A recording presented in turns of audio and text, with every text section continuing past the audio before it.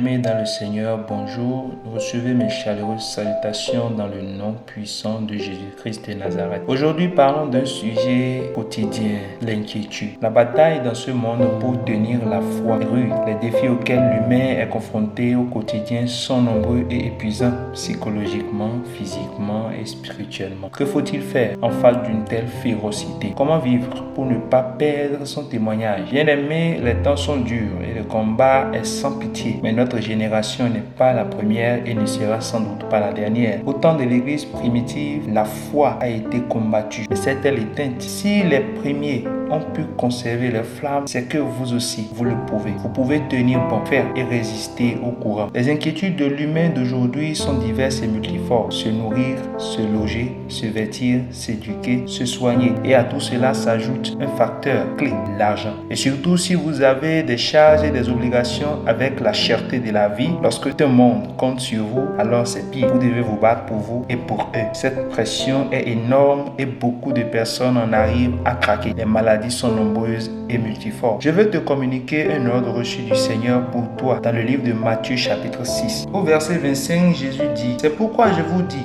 ne vous inquiétez pas pour votre vie de ce que vous mangerez, ni pour votre corps, de quoi vous serez vêtus. Puis dans les versets 31-32, il dit: ne vous inquiétez donc point et ne dites pas que mangerons-nous, que boirons-nous, de quoi serons-nous vêtus, car toutes ces choses, ce sont les païens qui les cherchent. Votre Père céleste sait que vous en avez besoin. Je répète, votre Père céleste sait que vous en avez besoin. Qui est le païen dont parle Jésus-Christ? Historiquement et bibliquement, le païen est celui qui ne croit pas à Yahweh. Il a ses propres dieux, sinon une multitude de dieux. Par exemple, le peuple romain avait plusieurs dieux: Jupiter, Junon, Minerve, Apollon, etc. Pareil pour le peuple grec: Zeus, Héra, Athéna, etc.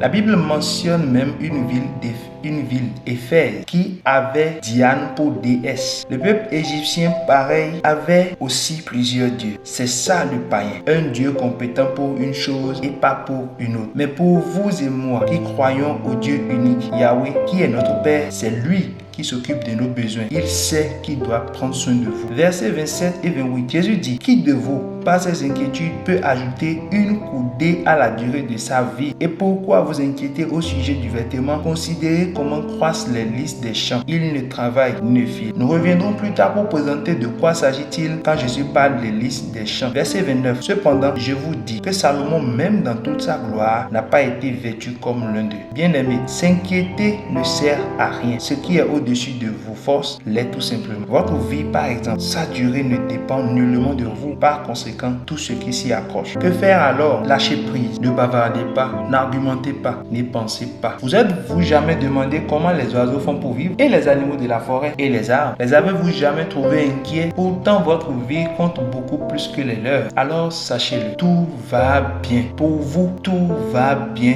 Et tout ira bien. Retirez-vous de la pression. Soyez en paix. Vous avez en vous le roi de Salem, le roi de paix, Jésus-Christ de Nazareth. Concentrez-vous sur le royaume des cieux. C'est quoi le royaume des cieux? Nous y reviendrons dans une prochaine édition. Pour le moment, que la paix de Dieu soit avec vous. Psaume 108, verset 2. Mon cœur est affermi. Ô Dieu, je chanterai, je ferai retentir mes instruments. C'est ma gloire. Amen. Soyez bénis.